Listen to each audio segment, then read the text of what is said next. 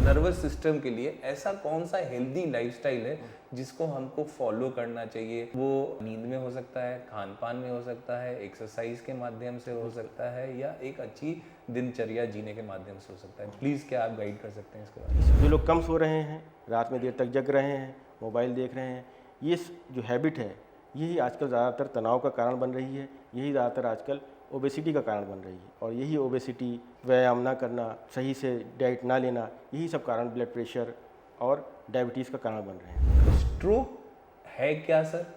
किस किस टाइप का स्ट्रोक होता है और उनका कारण क्या है? मुख्यतः एपिलेप्सी क्या है और वो किस किस कारणों के वजह से हो सकता है और उनको इलाज किस तरह से किया जा सकता है? कृपया इसके बारे में बताएं। अगर आज मैं आपसे कुछ मंत्र लेना चाहूँ कि अपने आप को किस तरह से ध्यान रख सके ताकि आपका हेल्दी स्पाइन रह सके, जिस तरह से आपको ये सब प्रॉब्लम ना आ सके, तो कुछ आप मंत्र देना चाहेंगे इस बारे में? इसमें दो चीज़ें सबसे इम्पॉर्टेंट है। एक एक्टिविटी जिसको बोलते हैं एक्सरसाइज हमें करना है, और आजकल योगा ये बहुत ही इम्पॉर्टेंट है। नमस्कार दोस्तों, मैं हूं doctor Ravishankar, director neurosurgery Medanta institute of neuro sciences Medanta Lucknow से। मेदांता हॉस्पिटल का इलाज के साथ साथ एक हमेशा ये भी पहल रहा है कि हम समाज में पब्लिक अवेयरनेस क्रिएट कर सके, जिससे लोग बीमारियों को जल्दी जानने और उससे भी ज़्यादा ज़रूरी बीमारियों से बचने के तरीक़ों को जान सके। इसी अंतर्गत आज हमारे साथ doctor RML institute of medical sciences के प्रख्यात न्यूरोलॉजिस्ट डॉक्टर अब्दुल कवी हमारे साथ हैं, जिसके साथ हम न्यूरोलॉजिकल इमरजेंसीज में जो बेसिक कंसेप्ट्स हैं कि हम उनको कैसे जानें, समय से कैसे उनको इलाज के लिए जाएं, और सबसे ज़रूरी हम उनसे कैसे बच सकें, इसके लिए बात करेंगे। वेलकम डॉक्टर अब्दुल कवी।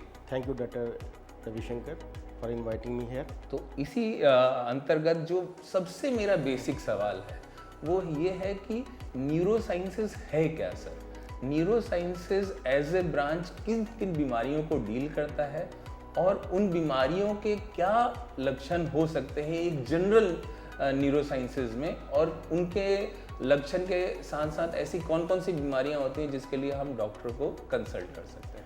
जब हम न्यूरोलॉजिकल बीमारियों की जैसे बात करते हैं तो इसमें सारी बीमारियां हमारी ब्रेन से संबंधित हो सकती हैं, स्पाइनल कॉर्ड से संबंधित हो सकती हैं, नर्व मसल से संबंधित हो सकती हैं। तो ये बीमारियां एक सेंट्रल नर्वस सिस्टम और पेरिफेरल नर्वस सिस्टम, दो पार्ट में हम डिवाइड करके जानते हैं। जो ब्रेन की बीमारियां हैं इनमें प्रमुख रूप से स्ट्रोक, जिसको हम पक्षाघात कहते हैं, ये मिल सकता है। एपिलेप्सी, जिसको हम मिर्गी की बीमारी कहते हैं, ये प्रमुख रूप से देखने को मिलती हैं, और कई बार इमरजेंसी में मरीज़ इन बीमारियों को लेकर आते हैं। दूसरी तरह की बीमारियां जो नर्व से संबंधित होती हैं, जिसको हम पेरिफेरल नर्व से संबंधित बीमारियां बोलते हैं, इनमें गुलेनबारी सिंड्रोम और कुछ मांसपेशियों की बीमारियां जिनको मायोपैथी कहते हैं, वो मिल सकती हैं। इन बीमारियों के साथ साथ कुछ बीमारियां उम्र के साथ होती हैं जो डिजेनरेटिव बीमारियां कहलाती हैं, जैसे पार्किंसन की बीमारी, डिमेंशिया या भूलने की बीमारी। इसी के साथ साथ कुछ बीमारियां दूसरी बीमारियों के साथ एसोसिएटेड हो सकती हैं, जैसे किसी को शुगर है तो उसको पेरिफेरल न्यूरोपैथी हो सकती है, या कोई इस तरह का सेवन करता है जो एडिक्शंस होते हैं उनसे रिलेटेड टॉक्सिक बीमारियां ब्रेन में और नर्व में हो सकती हैं। और इसी के साथ साथ एक जो बीमारी मेरे ख्याल से जिसने एक तरह से आजकल हम लोग देख रहे हैं कि कोविड का रिसर्जेंस हो चुका है, कोविड फिर से जैसे आ रहा है, उसी तरह से एक बीमारी है जिसने हमेशा के लिए पैंडेमिक का रूप लिया हुआ है, वो है हेड इंजरी। इस एज में जहाँ इतनी सारी गाड़ियाँ चल रही हैं जो कि अनफॉर्चुनेटली कई बार रेगुलेटेड नहीं होती हैं, सो एक और बीमारी मेरे ख्याल से जो बहुत ज़्यादा पब्लिक अवेयरनेस के लिए ज़रूरी है वो है हेड इंजरी। हेड इंजरी एक, और ख़ासकर वो उस एज ग्रुप को इन्वॉल्व करता है जो यंग एज है, जो प्रोडक्टिव एज ग्रुप है, जो सोसाइटी के लिए कुछ दे सकता है, और उनको जब प्रॉब्लम होता है तब वो आगे चल के पूरी फैमिली को डिस्टर्ब करता है। तो इसलिए हेड इंजरी भी मेरे ख्याल से इसमें एक बहुत बड़ा इम्पॉर्टेंट है। अभी हमने पिछले पखवाड़े ही वर्ल्ड ब्रेन ट्यूमर डे 8 तारीख को सेलिब्रेट किया था, 8 जून को। उसी का एक सबसे कॉमन प्रेजेंटेशन, और जो मेरे ख्याल से जिस तरह से हम लोग कहते हैं दुनिया में दो ही प्रकार के लोग हैं, या तो जिनको हेडेक हुआ था या जिनको हेडेक होगा, दुनिया में इसके अलावा तीसरा कोई लोग नहीं होता है। तो हेडेक जब इतना यूबिक्विटस यानी एक कॉमनली प्रिवेलेंट बीमारी है, तो ऐसा कौन कौन से लक्षण हैं जिसको मरीज अपने अंदर देखे या अपनी फैमिली सोसाइटी में देखे, तो उसको ज़रूर बोले कि आप आगे जाके डॉक्टर को कंसल्ट करो और उसका सही तरीके से डायग्नोसिस और ट्रीटमेंट बनाओ। जब हम सर दर्द या हेडेक की बात करते हैं तो दो तरह की कंडीशंस आ सकती हैं, एक प्राइमरी हेडेक और दूसरा सेकेंडरी हेडेक। प्राइमरी हेडेक ऐसे डिसऑर्डर्स होते हैं जिनमें यूजुअली ब्रेन में कोई एबनॉर्मलिटी नहीं होती, कोई परेशानी नहीं होती, लेकिन मरीज़ को दर्द होता है। वो दर्द कभी कभी लगातार होता है, कभी कुछ रुक रुक के होता है। तो इसमें सबसे कॉमन बीमारी माइग्रेन और टेंशन टाइप हेडेक की होती है।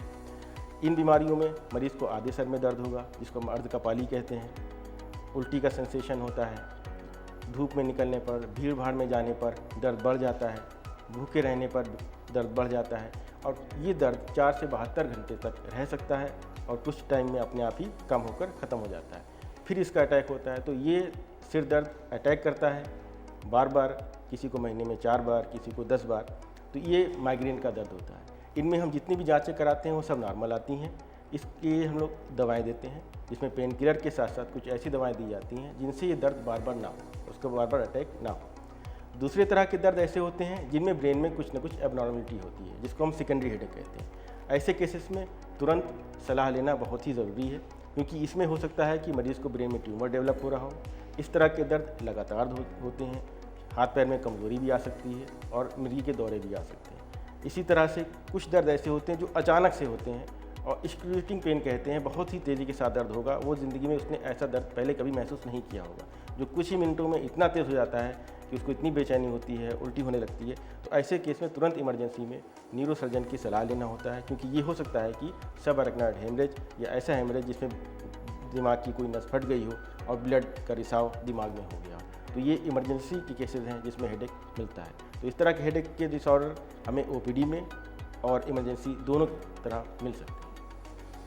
मतलब अगर किसी को लॉन्ग स्टैंडिंग हेडेक है और उसके कैरेक्टर में चेंज आ रहा है, उसके साथ उसको उल्टी आ रहा है, देखने में कमी हो रही है, आंखों की रोशनी में कमी हो रही है, किसी एक तरफ के अंग का पक्षाघात हो रहा है, या उसको किसी भी तरह का हेडेक पैटर्न में चेंज आ रहा है, उम्र के पड़ाव में हो रहा है, तो ये सब मेरे ख्याल से एक खतरे की घंटियाँ बन सकती हैं, जिसको अगर किसी मरीज में होता है या किसी रिलेटिव या सोसाइटी या फैमिली में होता है, तो उसको आगे चल के डॉक्टर को दिखाना चाहिए। क्या जो प्राइमरी हेडेक है वो ट्रीटेबल हैं? क्योंकि लोग का ये आता है कि एक बार हो गया, अब हमको ज़िंदगी भर यही चलते रहेगा, हम इससे उबर नहीं पाएंगे। वो क्या ख़त्म हो जाते हैं या वो हमेशा उसके साथ बने रहते हैं? जब हम प्राइमरी हेडेक डिसऑर्डर की बात करते हैं तो प्रमुख रूप से माइग्रेन हमारे सामने आता है और एक टेंशन टाइप हेडेक होता है। माइग्रेन में यूजुअली फैमिली हिस्ट्री पॉजिटिव होती है और परिवार में ये देखने को मिलता है। ये दर्द कई बार तो लोगों को बहुत ज़्यादा उम्र तक भी देखने को मिलता है, बच्चों से लेके बूढ़े लोगों तक में भी होता है। लेकिन यूजुअली ये देखा गया है कि ये यंग एज में, वयस्क में मिलता है और जैसे जैसे उम्र बढ़ती है इसकी संभावना थोड़ी कम होती जाती है।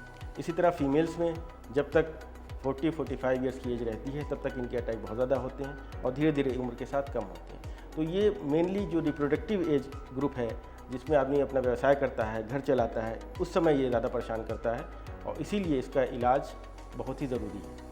तो इसमें यूजुअली हम लोग का मेन ये रहता है कि ऐसी दवाएं दें जिनसे ये अटैक्स कम हो और उनकी सीवियरिटी कम हो।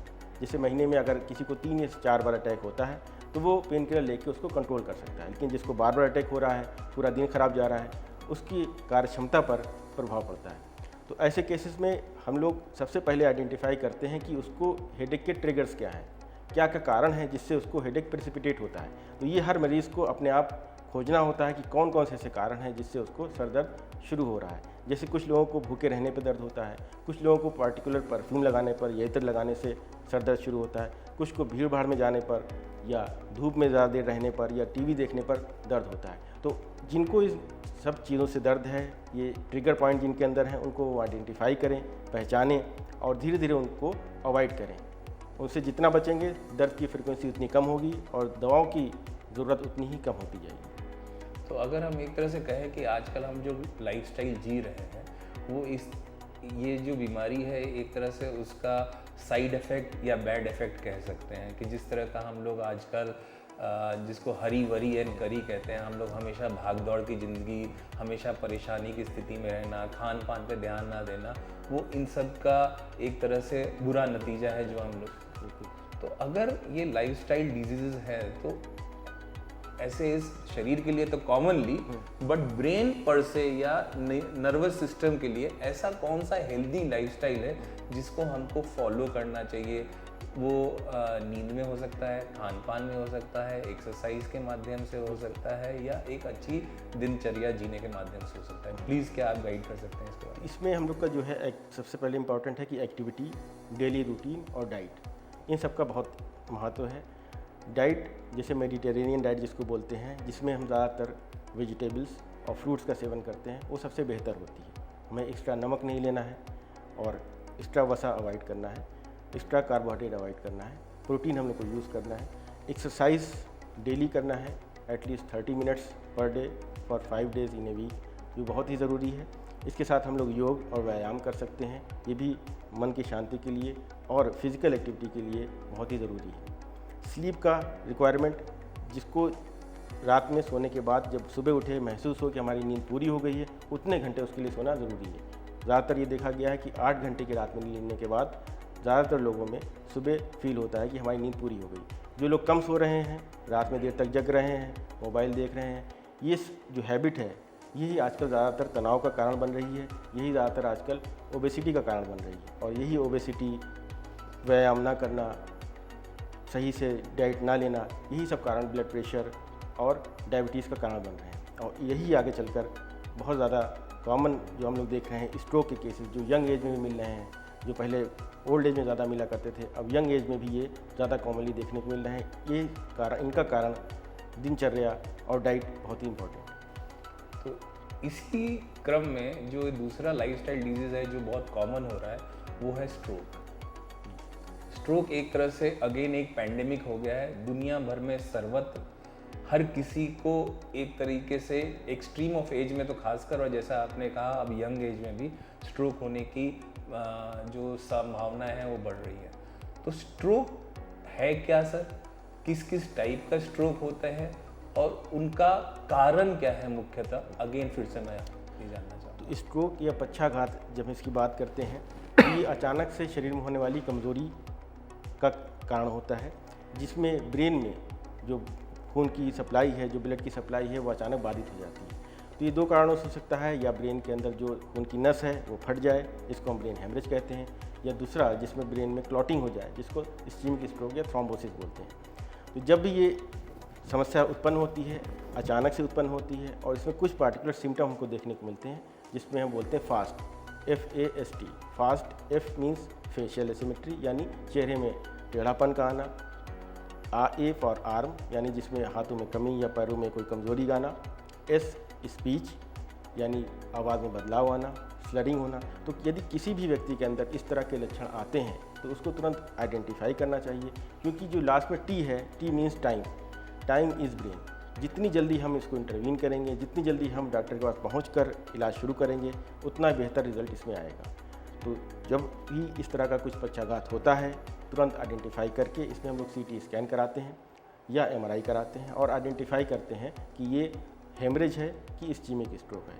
अगर ये इस्कीमिक स्ट्रोक है तो 4.5 घंटे के अंदर एक इंजेक्शन ब्लड के क्लॉट को डिसॉल्व करने के लिए दिया जाता है, जिससे काफ़ी हद तक हम अपंगता को बचा सकते हैं, मोर्टलिटी को कम कर सकते हैं। जब हम लोग MBBS पढ़ा करते थे तो हम लोग को एक तरीके से ये था कि एक बार किसी को स्ट्रोक हो गया तो मतलब वो एक तरह से अब उसका कुछ निदान नहीं है। बट आप जिस तरह से कह रहे हैं कि अगर टाइमली ट्रीटमेंट किसी का हो जाए तो वो जो मरीज़ हमारे इमरजेंसी या रात में किसी भी पल एक तरफ से अपंगता, बोलचाल ना कर पाना, उस स्थिति में आए और अगले 2-3 दिन में वो वार्ड में चल फिर रहा हो, इससे बड़ा मेरे ख्याल से वरदान मेडिकल साइंस या साइंस हम लोग को नहीं दे सकता। एक आदमी जो अपनी पूरी ज़िंदगी अपंगता से बिताए और अगर उसको इलाज मिल जाए तो वो अगले दिन से चल फिर पाए, इससे बड़ा मैजिक ऑफ मेडिकल साइंसेस मेरे ख्याल से नहीं हो सकता। बिल्कुल। उसी क्रम में अब हम लोग जिस तरह से आगे बढ़ रहे हैं दवाइयों के साथ साथ अब हम लोग थ्रोम्बेक्टमी प्रोसीजर, जिस तरह से हम लोग खून के नस के अंदर से वायर को पास करके क्लॉट अंडर डायरेक्ट विजन या जिसको हम लोग कैथ लैब गाइडेंस में करते हैं, उस तरह से निकालना। सो अब ये जो टाइम है वो क्रमबद्ध तरीके से बढ़ता जा रहा है। अब 4.5 से 6 घंटा, 10 घंटा और कई हिस्से जो ब्रेन के पिछले हिस्से हैं अब उसमें 24 घंटे तक भी हम लोग चले जाते हैं। लेकिन हमने ये भी देखा है कि कई बार मरीज इस इलाज को, उसको जो बेनिफिट मिलना चाहिए वो नहीं मिल पाता है, तो उसमें कई बार लाइफ सेविंग में हम लोग को उसको सर्जिकल इंटरवेंशन भी करना पड़ता है। जो दूसरा आपने बताया है हेमरेजिक स्ट्रोक, जिसमें खून का दिमाग का रिसाव हो जाता है दिमाग के अंदर, उसमें हम लोग क्या इलाज करते हैं, उसमें उसका निदान क्या है सर? ब्रेन हेमरेज का प्रमुख कारण ब्लड प्रेशर होता है। तो जिनको पहले से ही ब्लड प्रेशर है और ब्लड प्रेशर की दवाओं को मिस करते हैं तो उनके अंदर संभावना रहती है कि ब्रेन हेमरेज हो सकता है। इसी तरह से स्मोकिंग एक इसका एक रिस्क फैक्टर है। जो स्मोकिंग करते हैं, ओबीज़ हैं, जिनकी दिनचर्या अच्छी नहीं है, उन सब में संभावना रहती है कि ब्रेन हेमरेज हो। तो जब भी ब्रेन हेमरेज होता है, सीटी स्कैन में हम लोग देखते हैं कि ब्रेन हेमरेज है, तो उसके साइज़ के आधार पर इसमें निर्णय लेते हैं। अगर ये स्मॉल साइज़ का होता है तो कंजर्वेटिव दवाओं के माध्यम से किया जाता है इलाज, लेकिन अगर ये कई बार बड़ा होता है तो इसमें ऑपरेशन की भी ज़रूरत पड़ती है। ये एक तरह का ब्रेन हेमरेज है। दूसरा ब्रेन हेमरेज जो होता है वो ब्लड की जो नसें हैं, जो खून की नसें हैं, उनमें कई बार एन्यूरिज्म डेवलप हो जाता है और उस एन्यूरिज्म जो एक गुब्बारे की शक्ल में होता है उसके फटने से भी हो सकता है। तो ऐसे केसेस में न्यूरोसर्जन ऑपरेशन के माध्यम से उस गुब्बारे नुमा एन्यूरिज्म को बंद करते हैं और खून के रिसाव को बंद करते हैं। ये भी एक इमरजेंसी होती है क्योंकि इसमें ब्लड लगातार बहता रहता है अगर समय से इलाज ना किया जाए। उनको हम सब अरेकनॉइड हेमरेज कहते हैं। फिर जैसे डॉक्टर साहब ने बताया था आपने कि ट्रॉमा, जो रोड ट्रैफिक एक्सीडेंट हैं, इनमें भी ब्रेन में ब्लीडिंग होती है, हेमरेजेस होते हैं, जिसको हम सब ड्यूरल हेमेटोमा बोलते हैं। तो इनको भी सर्जिकली ट्रीट किया जाता है। अब इसी क्रम में जो एक और मेरे ख्याल से बीमारी जो न्यूरोलॉजिस्ट या न्यूरोसर्जन्स या जो भी न्यूरोसाइंसेस, क्योंकि जो हर ब्रांच हमने देखा है मेडिकल साइंस में वो एक तरह से अलग अलग काम करते हैं। अगर गैस्ट्रो का बीमारी होता है तो जीआई सर्जन्स अलग होंगे, गैस्ट्रोएंटरोलॉजिस्ट अलग होंगे, नेफ्रोलॉजिस्ट अलग होंगे, यूरोलॉजिस्ट अलग होंगे। बट न्यूरो साइंसेज एक बहुत एक अच्छा ब्रांच रहा है जहाँ पे हमेशा न्यूरोलॉजिस्ट, न्यूरोसर्जन्स एक साथ मिल के काम करते हैं, इसलिए ये ब्रांच अभी भी न्यूरो साइंसेज कहा जाता है रादर देन न्यूरोलॉजी या न्यूरोसर्जरी। बिल्कुल। उसी ब्रांच में हम लोग जो एक कॉमन एक और कंडीशन देखते हैं वो है एपिलेप्सी। एपिलेप्सी क्या है और वो किस किस कारणों के वजह से हो सकता है और उनको इलाज किस तरह से किया जा सकता है, कृपया इसका बताएं सर। एपिलेप्सी या मिर्गी एक बीमारी जिसको हम लोग देखते हैं अक्सर समाज में मिलती है, यंग लोगों में, बच्चों में और बूढ़ों में। इसमें अचानक से शरीर में झटके आना स्टार्ट हो जाते हैं, चेहरा एक तरफ मुड़ जाता है, चेहरे में झटका आता है, आईज़ ओपन हो जाती हैं और पेशेंट को कुछ देर झटका रहने के बाद फिर वो शांत हो जाता है या बेहोश हो जाता है। तो इसको हम लोग मिर्गी का दौरा बोलते हैं। ये दौरा बच्चों में हो सकता है, जब डिलीवरी होती है तो उस टाइम कई बार बच्चों में सही से ऑक्सीजन ना पहुंचने के कारण या कुछ ऐसी समस्याएं पैदाइश के टाइम हो जाती हैं जिनसे ये दौरा हो सकता है। और उम्र जाने पर वयस्कों में ये दौरा ब्रेन में इन्फेक्शन के कारण या जेनेटिक कारणों से हो सकता है। तो ब्रेन में इन्फेक्शन जिसको न्यूरोसिस्टिक सर्कोसिस बोलते हैं, ये बहुत ही कॉमन बीमारी हमारे यहाँ देखने को मिलती है। दूसरा, ब्रेन में टीबी के कारण भी दौरे आ सकते हैं। फिर कुछ जेनेटिक बीमारियाँ हैं जिनसे मिर्गी का दौरा आता है। ब्रेन में कुछ स्ट्रक्चरल लीजन हो सकते हैं जिनसे ये दौरा आता है। तो जब किसी को भी इस तरह का दौरा आता है तो सबसे पहले हमें उसको जहाँ पर भी दौरा आ रहा है उसको सेफ जगह पर लिटाना होगा। आसपास कुछ ऐसा सामान ना रहे जिससे उसको इंजरी हो। हमें उसको पकड़ना नहीं है, बहुत खींचना नहीं है, मुंह में कुछ डालना नहीं है, क्योंकि अगर हम उसको मुंह में कुछ डालते हैं या पानी देते हैं तो उसको फेफड़े में जाकर निमोनिया का खतरा हो सकता है। तो ऐसे में जब भी किसी को दौरा आता है उसको करवट से लिटाना है, उसके मुंह से जो भी स्राव निकल रहा है उसको निकल जाने देना है। कुछ ही मिनट में ये दौरा समाप्त हो जाता है और फिर हमें डॉक्टर के पास पहुँच उसका डायग्नोसिस करके इलाज कराना है। डायग्नोसिस में हम लोग उसका सीटी स्कैन कराते हैं, एमआरआई कराते हैं और ईईजी कराते हैं।